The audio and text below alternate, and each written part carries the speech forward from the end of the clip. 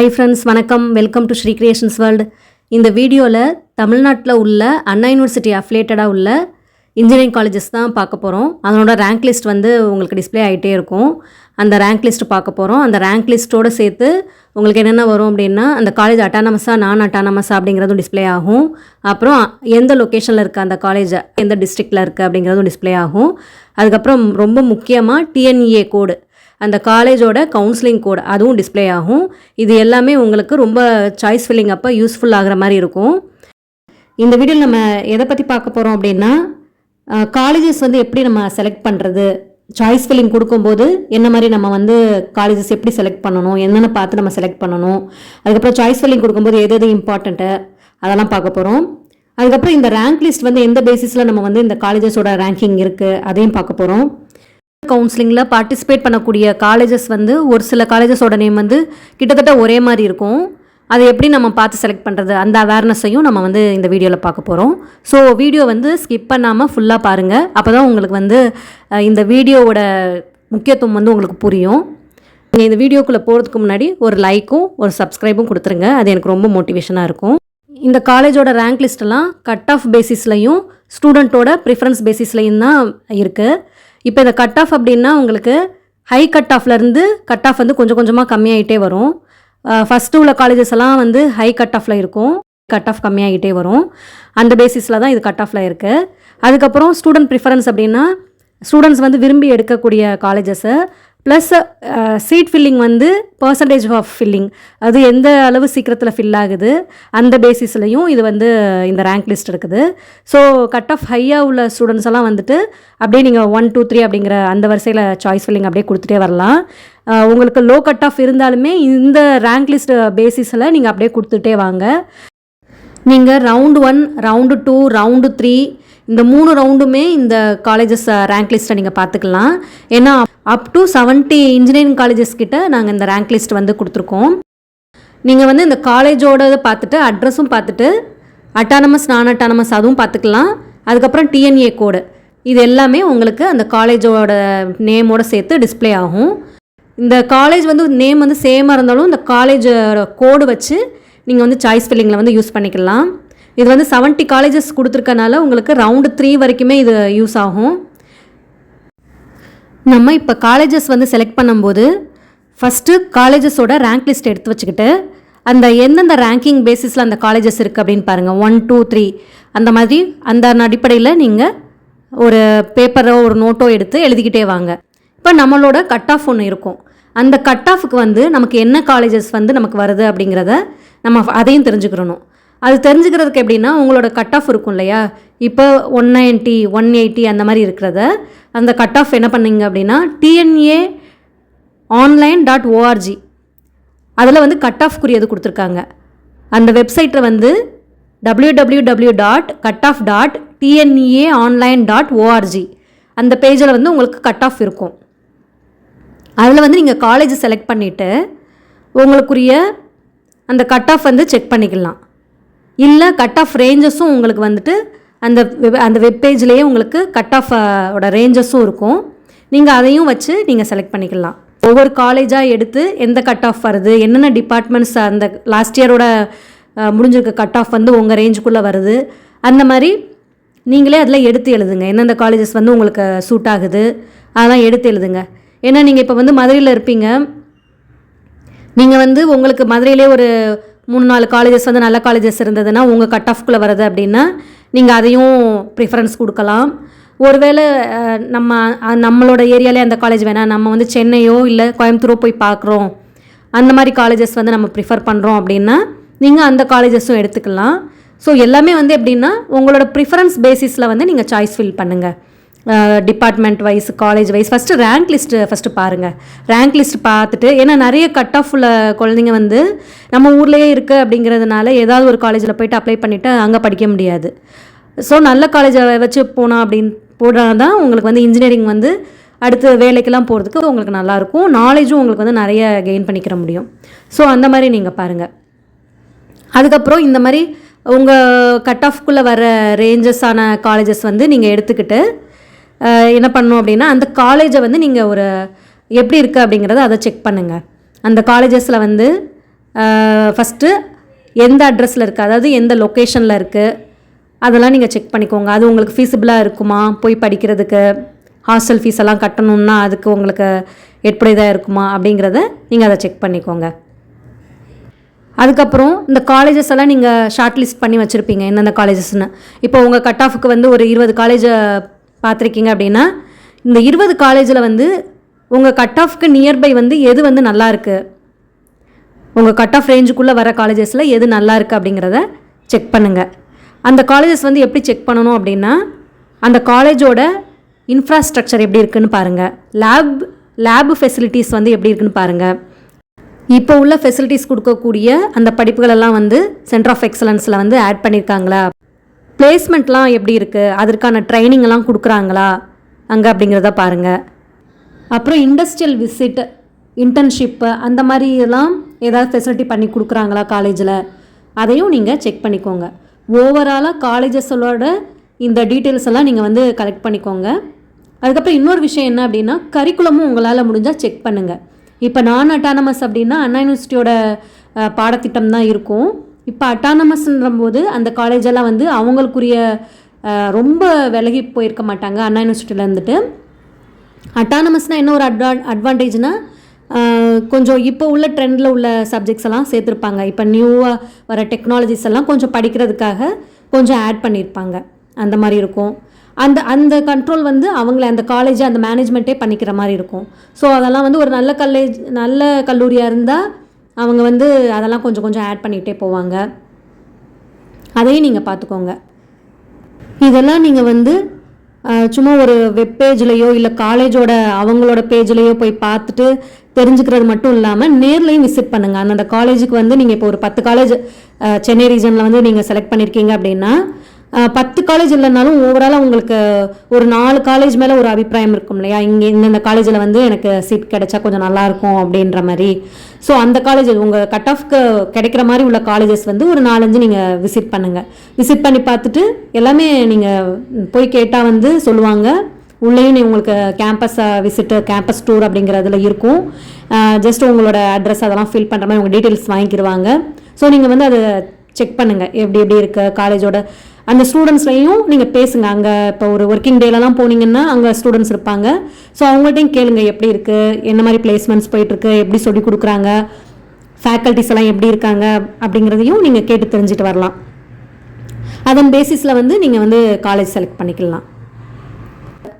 ஏன்னா நம்ம இப்போ 4 இயர்ஸ் இன்ஜினியரிங் படிக்க போகிறது தான் நம்ம வாழ்க்கையை வந்து நிர்ணயிக்க போகுது.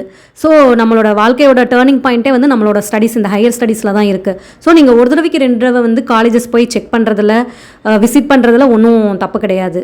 நீங்கள் அதை வந்து நல்லா அனலைசிஸ் பண்ணிவிட்டு நீங்கள் சாய்ஸ் ஃபில்லிங்கில் வந்து கரெக்டாக கொடுங்க. அடுத்து ஒரு முக்கியமானது என்ன அப்படின்னா, காலேஜஸோட நேம்லாம் பார்த்திங்கன்னா கிட்டத்தட்ட ஒரே மாதிரி நியர்பை ஒரே சிமிலராக இருக்கிற மாதிரியே இருக்கும். ஃபார் எக்ஸாம்பிளுக்கு வந்து இப்போ Sri Venkateswara college of engineering அப்படின்னு நீங்கள் எடுத்துக்கிட்டிங்கன்னா, ஸ்ரீ வெங்கடேஸ்வராலேயே வந்து Sri Venkateswara college of engineering காஞ்சிபுரத்தில் உள்ள ஒரு காலேஜ் காமிக்கும். அப்புறம் Sri Venkateswara college of engineering and technology, அது வந்து திருவள்ளூர் டிஸ்ட்ரிக்டில் இருக்கிற அந்த ஒரு காலேஜ் வரும். SVC, அதாவது Sri Venkateswara college of technology Vadakkal Kanchipuram, அதுவும் ஒரு காலேஜ் காமிக்கும். இந்த மாதிரி பேரே வந்து பார்த்திங்கன்னா கிட்டத்தட்ட ஒரே மாதிரி இருக்கும். காலேஜ் ஆஃப் இன்ஜினியரிங்ன்ற பக்கத்தில் ஒரு டெக்னாலஜி சேர்த்துருப்பாங்க. இல்லை ஒரு சில காலேஜ் வந்து எப்படின்னா 2-3 காலேஜ் வச்சுருப்பாங்க. அவங்களோடதே ஃபஸ்ட்டு ஆரம்பித்தது இன்ஜினியரிங்காக இருக்கும், அது வந்து நல்ல பெர்ஃபார்மில் இருக்கும், ரேங்கிங் லிஸ்ட்டில் இருக்கும். இதே ஒரு டெக்னாலஜின்னு ஒரு செகண்ட் காலேஜோ ஒரு தேர்ட் காலேஜோ ஆரம்பிச்சிருப்பாங்க. அது பார்த்தோம் அப்படின்னா ஒரு 25-30 ரேங்கிங்க்கு கீழே இருக்கும். இப்போ நமக்கு தெரியாமல் நம்ம வந்து ஒரே காலேஜ்னு நினச்சி நம்ம ஃபில் பண்ணோம் அப்படின்னா நல்ல கட் ஆஃப் இருந்தும் எப்படி ஆகும்னா, உங்களுக்கு ஃபஸ்ட்டு ப்ரிஃபரன்ஸில் உள்ள ஃபஸ்ட்டு ரேங்கிங்கில் உள்ள காலேஜஸ் நமக்கு கிடைக்கிறத விட்டுட்டு ஒரு 20வது-30வது ரேங்கிங்க்கு பின்னாடி இருக்கிற காலேஜ் வந்து நமக்கு கிடைக்கிற மாதிரி இருக்கும். ஸோ அந்த அவேர்னஸ் வந்து கண்டிப்பாக வேணும். ஏன்னா நிறைய காலேஜஸ் நீங்கள் வந்து TNEonline.org அதிலே நீங்கள் போய் பாருங்கள்.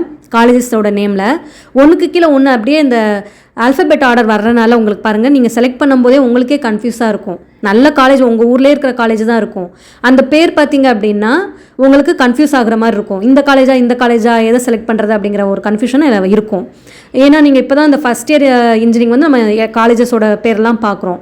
அதனால் வந்து அந்த கண்டிப்பாக எல்லாருக்குமே அந்த கன்ஃபியூஷன் வரும். அதனால தான் நம்ம வந்து என்னென்னா அந்த டிஎன்இஏ கோட் அப்படின்னு எதுக்கு சொல்கிறோம் அப்படின்னா, அந்த கவுன்சிலிங் கோட் வந்து கண்டிப்பாக காலேஜ் பக்கத்துலேயே நீங்கள் எழுதி வச்சுக்கணும். எந்த காலேஜ் செலக்ட் பண்ணுறீங்களோ அந்த காலேஜ் பக்கத்துலேயே கவுன்சிலிங் கோடு நீங்கள் எழுதுனீங்கன்னா தான் இந்த வந்து நம்ம சாய்ஸ் ஃபில் பண்ணும்போது நமக்கு ஈஸியாக இருக்கும். ஏன்னா நம்ம அந்த அந்த கவுன்சிலிங் கோடு எழுதலை அப்படின்னா அடுத்தடுத்து வர காலேஜஸ் பார்த்திங்கன்னா கொஞ்சம் தான் டிஃப்ரென்ஸ் இருக்கும். இன்ஜினியரிங், டெக்னாலஜி இல்லை அந்த மாதிரி கொஞ்சம் டிஃப்ரென்ஸ் இருக்கும். இல்லை ஒரு ஸ்பெல்லிங் வந்து மாறி இருக்கும், பக்கத்தில் ஒரு ஸ்பெல்லிங் இருக்கும். அதனால் வந்து நம்ம கண்டிப்பாக வந்து இந்த கவுன்சிலிங் கோடை வந்து கன்சிடர் பண்ணணும். கண்டிப்பாக நம்ம வந்து அந்த கவுன்சிலிங் கோட் வச்சு தான் நம்ம செலக்ட் பண்ணணும். அதுக்காக தான் அண்ணா யூனிவர்சிட்டி வந்து ஒவ்வொரு காலேஜுக்கும் கவுன்சிலிங் கோட் கொடுத்து வச்சுருக்காங்க. அதே மாதிரி இந்த நேம்லாம் கொஞ்சம் கிட்டத்தட்ட சிமிலராக இருக்கிற காலேஜஸ் எல்லாம் லிஸ்ட் அவுட் பண்ணுறேன். நீங்கள் ஒரு தடவை அதையும் நீங்கள் மைண்டில் வச்சுக்கோங்க. இப்போ ஜெயா காலேஜ் ஆஃப் இன்ஜினியரிங் அப்படின்னு இருக்கும் பாருங்கள். அதிலே பார்த்திங்கன்னா ஒரு 3 காலேஜ் கிட்ட வருது. Jaya college of engineering, Jaya institute of technology, Jaya engineering college, இந்த மாதிரி இருக்கும்போது உங்களுக்கு பேர் வந்து எப்படின்னா நீங்கள் ஜெயா காலேஜ் அப்படிங்கிறது தான் மைண்டில் இருக்கும். ஸோ இந்த மாதிரி கொஞ்சம் டிஃப்ரெண்ட்டாக இருக்கும். அதே மாதிரி அட்ரஸும் பார்த்திங்கன்னா கொஞ்சம் டிஃப்ரெண்ட்டாக இருக்கும். இப்போ தனலக்ஷ்மி ஸ்ரீனிவாசன் அந்த காலேஜ் எடுத்துக்கிட்டிங்கன்னா சேம் நேமில் இருக்குது, டிஃப்ரெண்ட் அட்ரஸில் இருக்குது. தனலக்ஷ்மி ஸ்ரீனிவாசன் காலேஜே வந்து கிட்டத்தட்ட ஒரு 5-6 காலேஜ் இருக்குது. நேம்லாம் பார்த்திங்கன்னா ஒரே மாதிரி இருக்குது. ஆனால் ஊர் வந்து பார்த்திங்கன்னா ஒன்று ஈசிஆர் சென்னை, இன்னொன்று வந்து கோயம்புத்தூர், இன்னொன்று பெரம்பலூர், இன்னொன்று திருச்சி, அந்த மாதிரி பார்த்திங்க அப்படின்னா 4-5 அட்ரஸில் வந்து உங்களுக்கு இருக்குது. ஸோ அதெல்லாம் நீங்கள் வந்து லிஸ்ட் அவுட் பண்ணி வச்சுக்கோங்க. அதெல்லாம் நீங்கள் வந்து எழுதி வச்சுக்கோங்க. அந்த கவுன்சிலிங் கோடெல்லாம் எந்த காலேஜ் செலக்ட் பண்ணிடுறீங்களோ எழுதி வச்சுக்கோங்க. அதே மாதிரி பார்த்திங்க அப்படின்னா ஜேபிஆர் காலேஜ் ஆஃப் இன்ஜினியரிங், அதுவும் பார்த்திங்கன்னா ஒரு 2-3 காலேஜ் அடுத்தடுத்து அந்த மாதிரி இருக்கும். அப்புறம் லயோலா ஐகேம்லாம் வந்து ஃபஸ்ட் ரவுண்ட் 1க்கான காலேஜு அதெல்லாம் பார்த்திங்க அப்படின்னா. அப்புறம் லயோலா இன்ஸ்டியூட் ஆஃப் டெக்னாலஜி, அதெல்லாம் வந்து பின்னாடி ரேங்கிங் வந்து பின்னாடி இருக்கும். லயோலா ஐகேம் வந்து ரவுண்டு 1க்கு வந்து ரவுண்டு 1ஓட காலேஜ் அது முன்னாடி இருக்கும். ஸோ அதுக்கப்புறம் பார்த்திங்கன்னா இதோட அட்ரஸுமே பார்த்திங்கன்னா டோட்டலாக உங்களுக்கு மாறி இருக்கும். லயோலா ஐகேம் வந்து சென்னையில் இருக்க, லயோலா இன்ஸ்டியூட் ஆஃப் டெக்னாலஜி பார்த்திங்கன்னா கன்னியாகுமரி டிஸ்ட்ரிக்ட்டு, அப்புறம் அந்த மாதிரி 2-3 இடத்துல இருக்குது. அந்த மாதிரி அட்ரஸே உங்களுக்கு வந்து மாறி போயிடும். இப்போ நீங்கள் சென்னையில் மைண்டில் வச்சுட்டு நீங்கள் லயோலா காலேஜ் அப்படின்ட்டு நீங்கள் செலக்ட் பண்ணியிருந்துருப்பீங்க. ஆனால் அந்த ஒரு கவுன்சிலிங் கோடு ஒன்று மாறுறதுனால என்ன ஆகும்னா உங்களுக்கு டோட்டலாக அட்ரஸே வந்து உங்களுக்கு மாறிடும். நீங்கள் சென்னையில் இருப்பீங்க, சென்னையில் இருந்துட்டு இந்த கட் ஆஃபும் உங்களுக்கு இருக்கும். சரி நம்ம ஸ்ரீ வெங்கடேஸ்வராவோ இல்லை லயோலா ஐகேமோ கொடுக்கலாம் அப்படின்ட்டு நீங்கள் கவுன்சிலிங் கோட் செக் பண்ணாமல் நீங்கள் ஃபில் பண்ணி வச்சுருந்தீங்க அப்படின்னா அது எங்கே கன்னியாகுமரி டிஸ்ட்ரிக்டில் உள்ள ஒரு காலேஜோ இல்லை வேறு ஊரில் உள்ள ஒரு காலேஜோ உங்களுக்கு வந்து செலக்ட் ஆகி வரும்போது உங்களுக்கு அந்த காலேஜ் வந்து நிற்கும். அதனால தான் நான் வந்து கவுன்சிலிங் கோட் திரும்ப ஏன் சொல்கிறேன்னா அது பார்த்துக்கோங்க, அட்ரஸும் பார்த்துக்கோங்க, கவுன்சிலிங் கோடும் பார்த்துக்கோங்க. ஏன்னா இது வந்து ஒரு பர்சனல் எக்ஸ்பீரியன்ஸ்னால உங்களுக்கு நான் வந்து இதை ரொம்ப வலியுறுத்தி நான் சொல்கிறேன்.